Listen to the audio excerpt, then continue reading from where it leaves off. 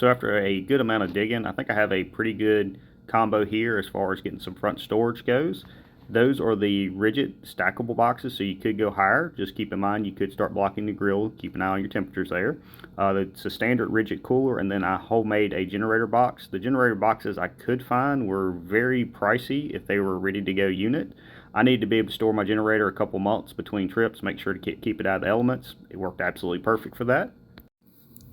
This setup was also easy to use. Literally, when I got my camp spot, a couple minutes, I could have the doors open, the generator fired up and plugged up, ready to roll. I did over 5,000 miles, a few weeks of camping, the extra storage, everything worked great. I had a bunch of questions on it, so I decided to post a little video here so you can kind of see the layout. I hope this kind of helps a fellow camper or truck camper out there.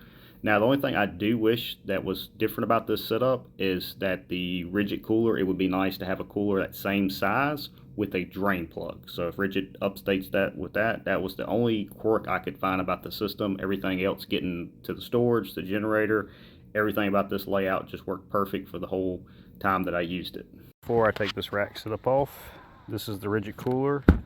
Opens and closes easily. I used a nice big zip ties, like did about almost 6,000 miles on this truck. Works out perfect.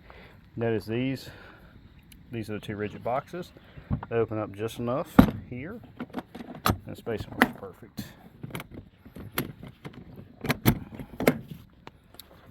Open these once you get the others open, and they are spaced just enough to be able to get in the second box there, which is perfect for getting drop cord and stuff out. Same thing, and this is the rigid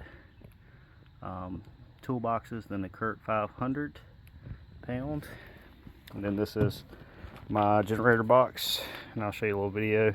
But basically, you undo your two little things there, pop this bungee, and I'll show you that here in just a second. All right, so this is my generator box I built. Now, most of this is either 2x4s, little rails here. I did take some sound insulation and go around the inside of the box so it helps direct sound. The exhaust is on the back side here. I can take and hook this up right here and have a easy access to pull that in and out. One ratchet strap through an outlet here, and here is how I traveled 5,000 some miles this year. Never moved. A couple minutes, you can pop the ratchet strap, pull it out the side to get the oil changes and stuff done. That worked absolutely great.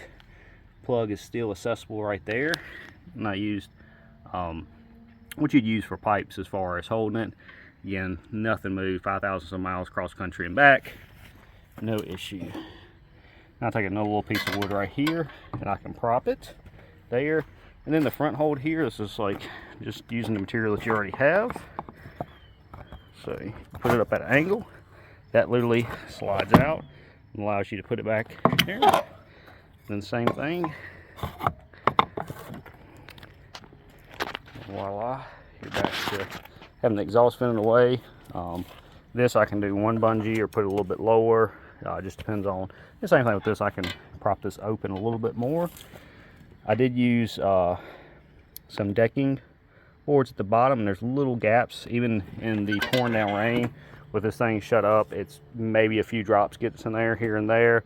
That way, if it does get to the bottom, it's going to wick out, not sit there and accumulate. But pouring down rain, driving down the interstate, kept everything nice and dry. Literally, anytime I pulled off to camp, 2 minutes, flip a few things up, reach in there, pull the cord, get it started, and I was pumping with cold AC or charging my batteries. So I've seen a few different boxes. It's just a little bit different take on it. So, and I took in, as far as you can kind of see the bracing here, took in, add some corner braces everywhere, teed this in just a little bit. There goes the exhaust.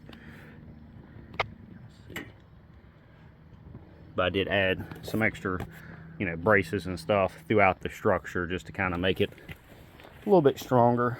I think that really helped. You can kind of see it right there. But anytime you can add some extra support, especially something that's going down the road, bumping and beating along, that really does help. But hope this helps somebody out. If you got any suggestions or questions, feel free to ask.